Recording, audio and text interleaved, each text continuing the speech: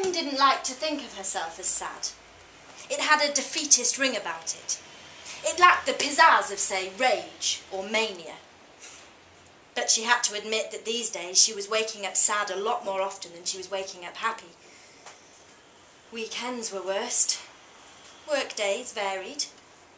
The weather was largely inconsequential. Time in front of the mirror didn't help. She got ready in a rush, then adjusted incrementally later. She hadn't been eating well. Things were happening to her skin that she didn't like. Her gums bled onto the toothbrush. It struck her that she was becoming ugly at a grossly inopportune time. Breakfast was frequently skipped in favour of something unhealthy halfway through her working morning. She couldn't leave the house without a minimum of 3 cups of coffee inside her. Recently, she had started smoking again. It helped cut the gloom.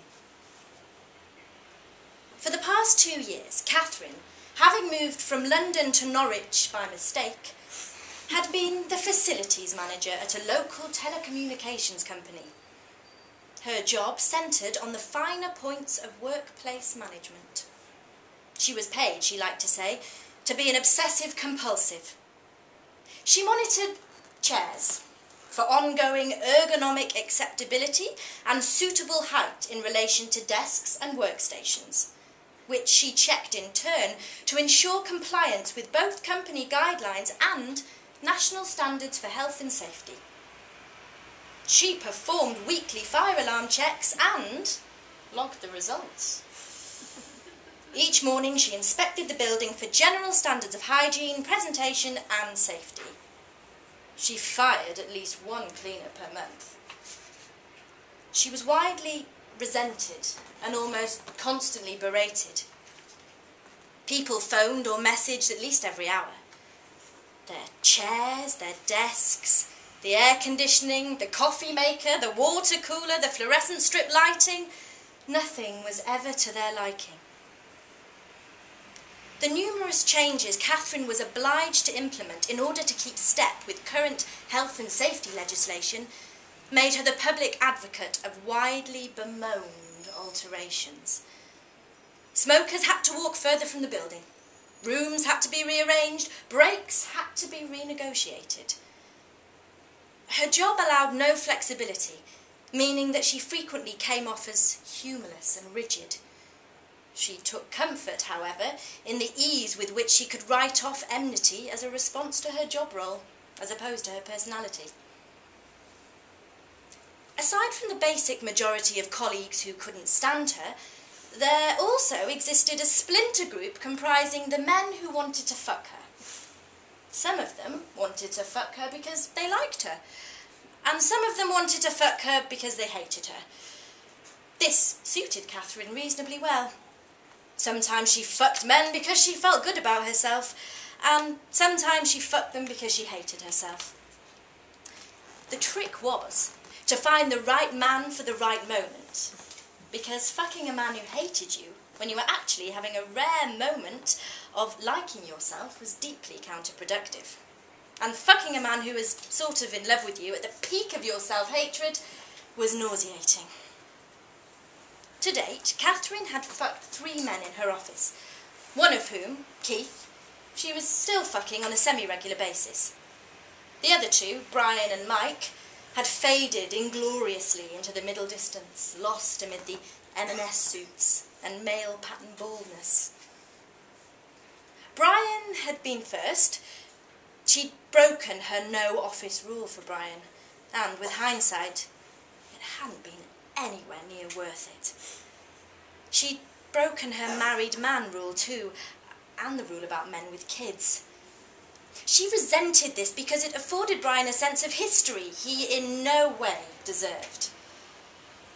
The reality was, at a time in her life when Catherine had made a conscious and not entirely irrational decision to jettison so many of the rules by which she had up to that point lived her life, Brian had been in the immediate vicinity and, moreover, had been a living exemplar of several of those rules. Hence the sex, which happened quite suddenly one Tuesday afternoon, after he'd given her a lift home from work, continued through to the following month, and then ended when Katherine began wondering if some of her rules had in actual fact been quite sensible. Brian was 50-something, another broken rule now she thought about it, fat, and in the midst of an epic crisis. He drove a yellow Jaguar and had a son called Chicane. They never finished with each other. Katherine simply ceased to acknowledge his existence, and the message was quietly, perhaps even gratefully, received. Mike was, on the outside at least, different. He was Katherine's age, 30, although there was room for adjustment depending on her mood. Single, and surprisingly good in bed. Even more surprisingly, Katherine found him to be capable of several almost full-length conversations when the mood took him.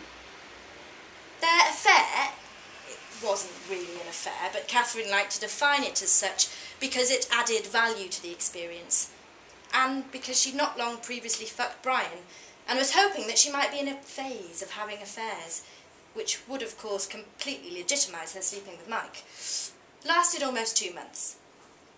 It ended when Mike found out that Katherine had slept with Brian. Much to Katherine's irritation, Mike turned out to be in possession of what he proudly called a moral compass. Katherine was not impressed. As far as she was concerned, morals were what dense people clung to in lieu of a personality. She told Mike as much after he tried to annex the high ground over the whole adultery issue. He ignored her. He couldn't respect her, he said. Katherine would always remember him walking away from the drinks cooler, shaking his head and muttering softly. All this had been a while ago, and there had been other non-office-based men floating around during the same time period. Nothing had gone well. She'd been waking up sad a lot more often. The thing with her skin had started. She gained weight, then lost it a little more. Sleep was becoming increasingly difficult. Once, during a stretch of annual leave she'd taken purely to use up her quota, she swallowed a fistful of pills and curled up in bed waiting to die, only to wake up 5 hours later in a puddle of vomit, many of the pills still whole in the mess. She had words with herself. She got dressed the next day, did her makeup and went into the city and collided with Keith, who suggested coffee, then food, then violent bruising sex in his garage. Her stomach pressed against the hot, ticking metal of his car bonnet. "I remember once," said Keith, lying back against the car afterwards, Katherine beside him, both of them smoking and waiting for the pain to subside. "What was I—" fuck it, it was gone. There were days when it seemed sordid and doomed. Days which, oddly, Katherine found more romantic than the days of hope. There was something doomed about Keith generally, and she liked it. He was 41, because she thought once you'd broken a rule, it was no longer really a rule, and so couldn't really be said to have been broken a second time. Thin on top and thick round the middle. At work he wore crumpled linen and skinny ties. In the evenings he favoured faded black denims and battered Converse.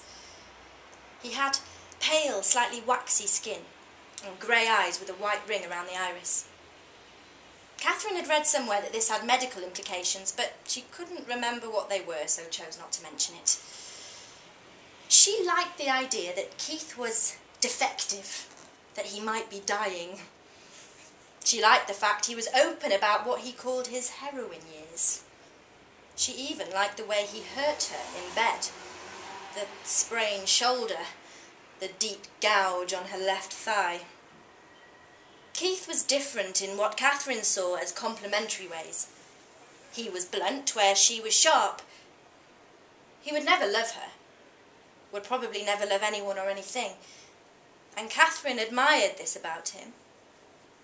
He seemed beyond the concerns that threatened daily, yes, daily by now, to swallow her whole. By definition, of course, this also placed him beyond her. But she liked that too. She didn't live in London. There were mornings when she had to stare hard into the mirror and repeat this to herself like some sort of mantra. On a good morning, she could just about say the word Norwich.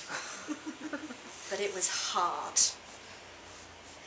After 3 years of dating, she and Daniel, her ex, had moved here together, ostensibly for his job, although there were unspoken implications regarding the pitter-patter of ghastly feet.